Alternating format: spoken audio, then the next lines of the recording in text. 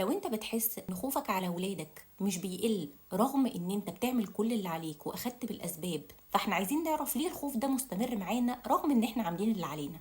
اول حاجة، الخوف الزايد قوي، مش بتكلم على الخوف الطبيعي، بيكون وسوسة من الشيطان كل هدفه انه يخوفنا وينغص علينا حياتنا ويخلينا ما نفرحش بولادنا ويعيشنا في نكد. بنتعامل ازاي مع وسوسة الشيطان؟ قال تعالى: وإما ينزغنك من الشيطان نزغ فاستعذ بالله. أول ما الخوف يسيطر عليك استعذ بالله من الشيطان الرجيم. تاني حاجة، محتاجين نعمل شحن للجانب الروحاني عندنا. ربنا ذكر لنا حل إلهي في القرآن الكريم في سورة النساء لأي حد خايف على ولاده. قال تعالى: وليخشى الذين لو تركوا من خلفهم ذرية ضعافا خافوا عليهم فليتقوا الله وليقولوا قولا سديدا. الحل عندنا احنا الاول كاهالي ان احنا نتقي الله سبحانه وتعالى، يعني نبعد عن الحرام بالمشوار، نقفل تماما باب الفتن، يعني نخاف ربنا في كل تصرفاتنا. لو انت خايف على ولادك قوي، في سلاح جبار وهو الدعاء. اجمع السلف رضوان الله عليهم ان مفيش اي حاجه هتهدي ولادك قد الدعاء. الفضيل بن عياض أتعبه ابنه علي فلجأ لربنا بالدعاء الصادق.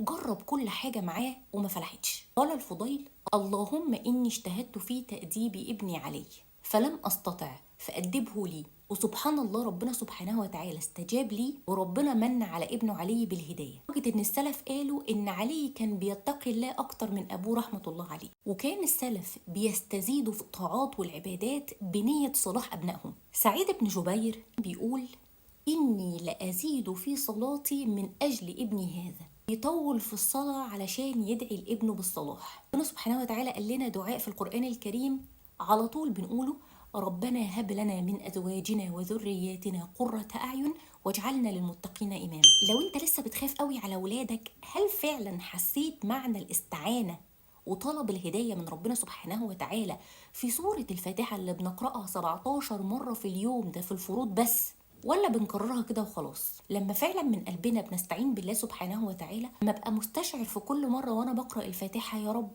انا مش عارف اربيهم، ساعدني، اعني. واحنا عندنا حسن ظن بالله ويقين ان ربنا سبحانه وتعالى لن يضيعنا، معانا رب العالمين، هنعوز ايه تاني؟ خوف المفرط علاجه ان احنا نتعود ان احنا نستودع الله اولادنا على طول، حتى في ابسط الامور. نزل يجيب حاجه من السوبر ماركت نستودعه الله. بنتي نزلت لجارتي اللي في العماره اللي جنبي استودعها الله. نشحن ايمانياتنا بلا اله الا الله وبالذكر، وبان احنا نفهم اكتر عن اسماء الله الحسنى، هتقوي من ايمانياتنا بشكل لا تتخيلوه. وفعلا هي مش رفاهيه للانسان ان هو يقرا اذكار الصباح واذكار المساء، لان هي بتبقى عامله زي القبه تحصننا احنا وولادنا من كل شر. لو لسه بتخافوا، افتكروا قول الله سبحانه وتعالى لسيدنا محمد عليه الصلاه والسلام: ليس لك من الأمر شيء.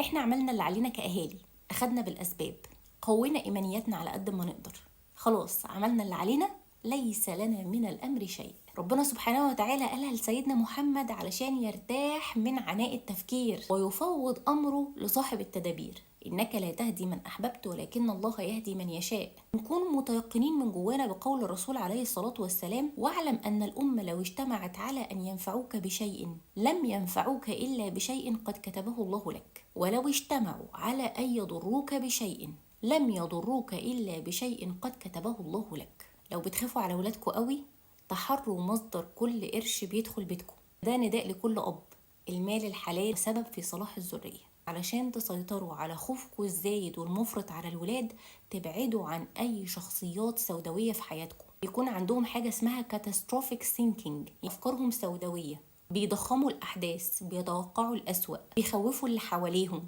ما عندهمش حسن ظن بالله. فالشخصيات دي نبعد عنها.